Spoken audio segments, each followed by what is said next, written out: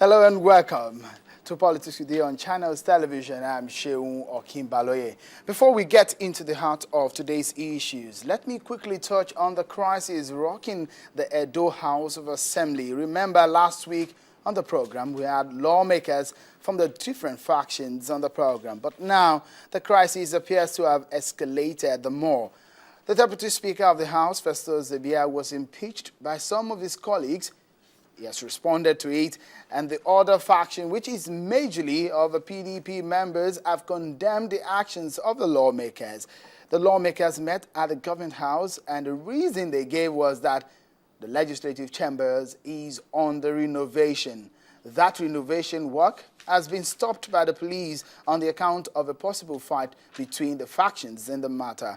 That's one issue, just by the side. A major issue in this matter is that one of the lawmakers, Honorable Abdulrazak Momo, said lawmakers in the All Progressives Congress APC faction of the Assembly forged his signature to carry out the impeachment of the Deputy Speaker of the House of Assembly. Honorable Momo's name is said to be on the list of 16 lawmakers in the 24-member Assembly who allegedly signed the impeachment notice put on the Deputy Speaker.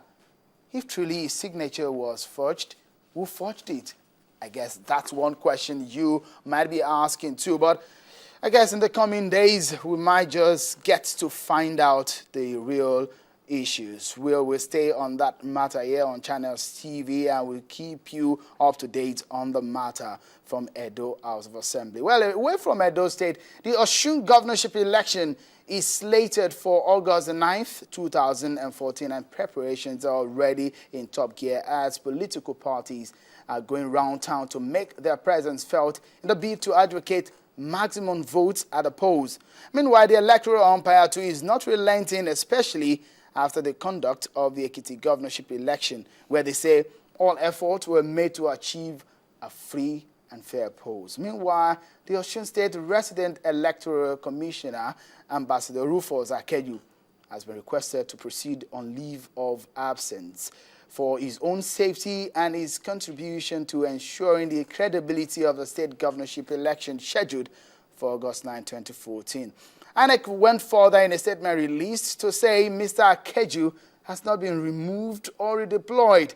The REC was requested by the Commission to step aside against the backdrop of intense partisan acrimony over his person. He acceded to the request, that's according to INEC, knowing the effort being invested by INEC to make the Osun governorship election free and fair and credible also. He has not been indicted for any offense. That's according to INEC. Well, after perhaps getting it right with Ekiti election, the fear of committing any error may have gripped the electoral umpire INEC into making errors to making sure that all goes right. INEC chairman, Professor Ataru Jega, said Ekiti template may be adopted for Osun election. Well, let's get some more insight into the Commission's preparations for the August 9 election as Oluwole Osaze-Uzzi joins us now via telephone from Abuja. Oluwole Osaze-Uzzi is the Director of Media and Electoral Education at INEC. Thank you for joining us on the program, Mr. Osaze-Uzzi. Thank you very much for having me. All right, tell us, we understand from what Professor Ataru Jega says that the template for Ekiti might be just adopted for Osun election. From your own point and the Commission standpoint, do you think Ekiti election was a perfect one? Well, the truth of the matter is that it's difficult to say any human endeavor is a perfect endeavor. But in as far as we complied with the regulatory framework for the conduct of the election, then certainly it was a good election. I don't think anybody refers to a perfect election. It's not like a perfect election anywhere in the world. What do we have? A good election, credible elections. So in that sense, we're satisfied, and with the conduct of the election, we're totally satisfied. Oh, great. Well, great. Interesting. With that, that is what is giving the Commission the confidence of using the same template for Osun election. And when we're talking about a template, Nigerians will want to understand what exactly is it that the Commission wants to duplicate for the Osun governorship election. Well, we have studied how the election went. We'll concentrate on those things we think went on very well. And wherever there are hitches, then we should try to address that in the next couple of weeks just before the Osun election. So our logistics deployment was quite in order. I think more than 97% of the polling units opened before 8 a.m., just like it was designed. So we'll try to achieve 99 or 100% if that's possible. Then similarly, a lot of voter education went to the Ekiti election. We hope.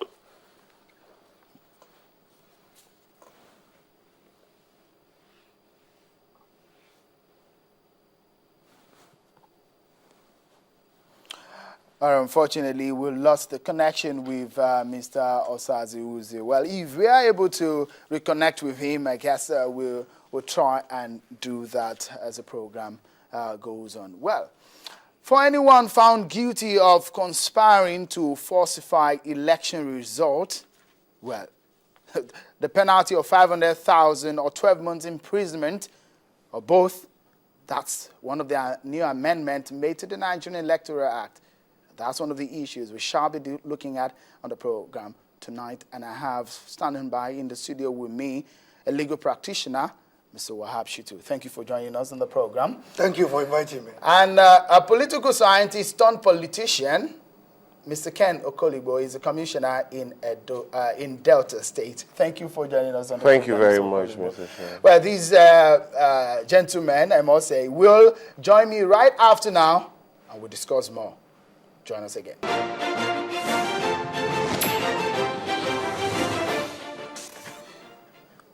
All right, thank you for staying with us on Politics Today on Channels Television. I understand we still have Mr. Oluwole Osaze-Uzzi joining us from Abuja. Yeah, I was asking you, or you were trying to explain to us the modality which INEC is going to employ in the Osun election, taking a leaf from the Ekiti conduct. Yes, basically, it will be the same modalities deployed in Ekiti. We will use what we call the racks that I explained last time I was on your program, as the registration area camps. And these camps will be used for the decentralization of the distribution of materials. This is to ensure that we don't start distribution from the local government offices, but we start deployment from the camp centers, which are nearer to the polling units, nearer to the voters on election day, as early as 4 a.m. on election day. We start moving men, materials, and electoral personnel such that by 8 a.m. they should be at their polling stations all around Osun State as they were in Ekiti State.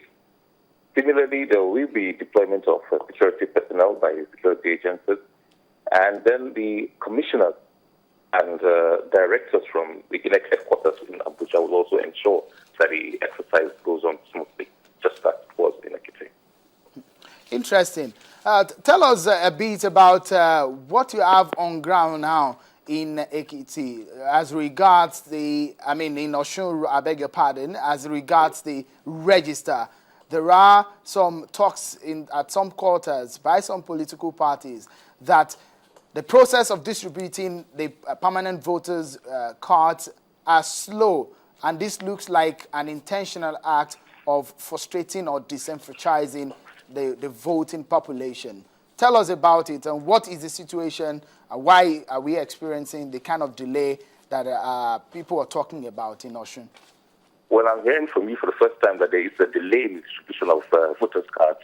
Recall that about 2 months ago, went down to the polling units to distribute voters' cards to eligible voters who had registered and whose names were on the electronic voters' register. Several days were dedicated to this exercise, and so many people took advantage of it to collect their cards.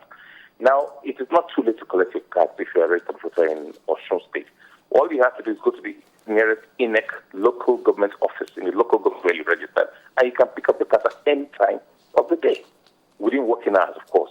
And this is exactly what we did in Ekiti, and that's what we have been doing for a longer period in Osun. And as I speak, more than 62% of people have taken advantage to pick up their cards, and we hope that before the election comes August 9, 100%, everybody who's registered and eligible and has his card will go there and pick it up. It's just that. But I'm not aware of any delay. The cards are available and they're being distributed.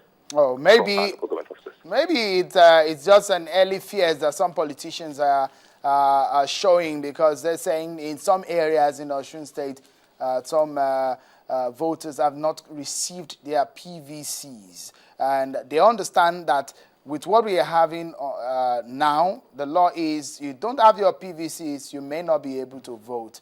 So how soon is this going to happen? You certainly will not be able to vote if you don't have your PVC. You will not be able to vote.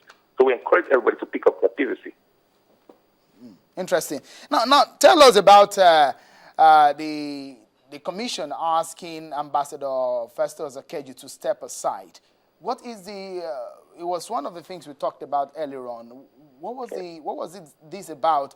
The commission was talking about the fact that about the issues surrounding him and the acrimony about his being partisan.